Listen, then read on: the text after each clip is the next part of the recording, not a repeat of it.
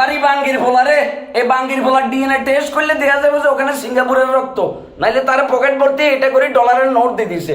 বাঙ্গির ফোলা পেনাল্টিটা যদি দিতি রে কাকা, তাইলে মনে করছে আজকের ম্যাচের ফলাফলটা একটু ডিফারেন্ট হইতো। কপাল খারাপ, 8 লাখ বাংলাদেশ ম্যাচ হারিয়ে গেছি আমরা, কিন্তু আমাদের প্লেয়াররা সমর্থন হারায় নাই। ম্যাচ হারার পরও বাংলাদেশের ফুটবল ফ্যানরা স্টেডিয়ামের গ্যালারিতে যেমনি বাংলাদেশ বাংলাদেশ করে সাপোর্ট দিচ্ছিল, এই দৃষ্টান্ত বিরল, এই দৃষ্টান্ত বিরল। আমাদের মূল প্রবলেমে আসা যাক। আমাদের মূল প্রবলেম আমাদের ফিনিশিং। আমাদের ফিনিশাররা এমন একটা অবস্থায় এসে পৌঁছাইছে, প্রপার ফিনিশার না থাকার কারণে, প্রপার স্ট্রাইকার না থাকার কারণে আমরা আসলে ম্যাচটা হারিয়ে গেছি। আমাদের ডিফেন্স যথেষ্ট পরিমাণে দুর্বল।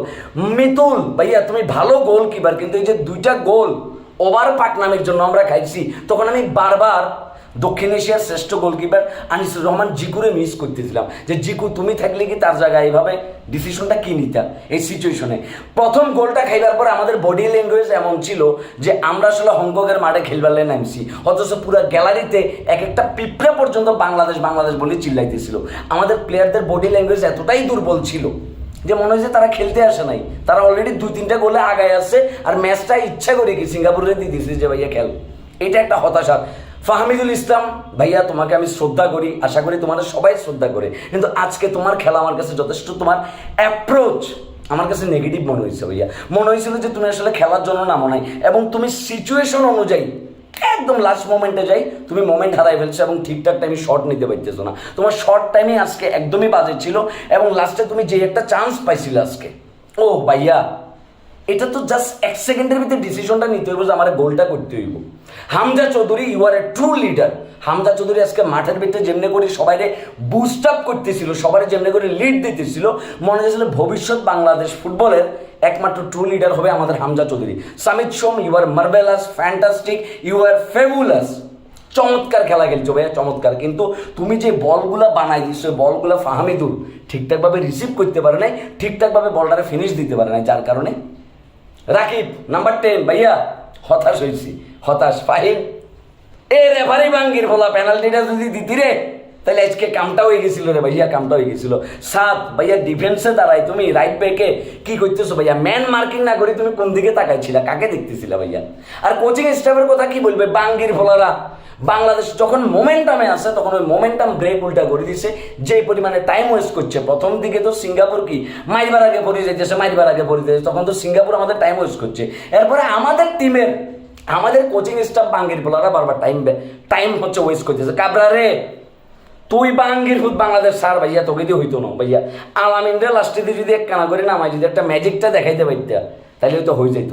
লাস্টের দিকে 4-5টা টানা কর্নার পাই, খুব একটা বেশি কাজে লাগাইতে পারলাম না। যেমনি করে ফার্স্ট গোলটা দিচ্ছি, ফার্স্ট গোলটা তাও কি আস্তে আস্তে আস্তে আস্তে করে গেছে। হতাশ, মন খারাপ হয়েছে, যেহেতু স্টেডিয়ামে ছিলাম, বুঝতেছিলাম না আমি নিজে কুফা নাকি আমরা আমাদের আশানুরূপ অনুযায়ী গেমটা আজকে খেলতে পারি নাই। তবে আমরা লাস্টের দিকে ফাইট দিয়েছি। এই সেম ফাইটটাই যদি আমরা প্রথম গোল খাওয়ার পরে অ্যাটাকিং অ্যাপ্রোচে থাকতাম, ওই মুডে থাকতাম, তাহলে আমাদের মাটিতে সিঙ্গাপুরের হয়তো দানা এগুলো লক হয়ে যাইতে, কিচ্ছু করবার নাই। দাদারাও বসেছিল আমাদেরকে ট্রোল করবার জন্য, কিন্তু দাদারা নিজেরা হারিয়ে গেছে, সো আমাদেরকে ট্রোল করবার কোনো সুযোগ নাই। যাই হোক, এই যে খেলায় একটা গতি এসছে, বাংলাদেশ ফুটবলের যে একটা নতুন জাগরণ সৃষ্টি হয়েছে, এবং বাংলাদেশের ফুটবল ফ্যানরা যেমনি করে আজকে মাঠে সমর্থন দিয়েছে, এটা দুর্দান্ত, এটা চোখের শান্তি, এটা অনন্য।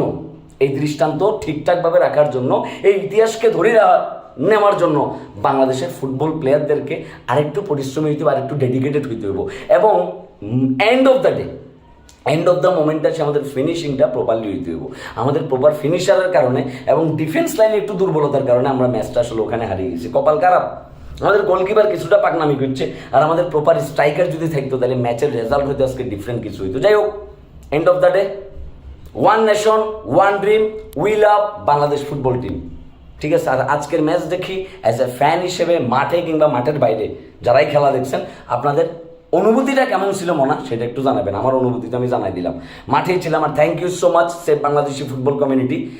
এই যে তাদের জার্সি আমি পরে আছি এখনো, ঠিক আছে, এই যে গলায় টাই বাইন্দা রাখছি, ঠিক আছে, খুব ভালো সময় ছিল। থ্যাংক ইউ ব্রো দীপু, ছোটো ভাই দিন, ছোটো ভাই স্পেশালি ছোটো ভাই আসিফ, তুই আমার টিকিট ম্যানেজ করে দিছিস, দিন আমার টিকিট ম্যানেজ করে দিছিস, ভালো একটা সময় কাটছে, লাভ ইউ। তবে মনটা খারাপ যে স্টেডিয়ামে গেছিলাম, হয়তো জয় নিয়ে বিশাল একটা উল্লাস করতাম, একটা আনন্দ মিছিল করতাম গুলিস্তানের মোড়ে, ওইটার হইল না আর কি, কপালটা খারাপ। যাই হোক, এন্ড অফ দ্য ডে চাই বাংলাদেশ ফুটবল দীর্ঘজীবী হোক।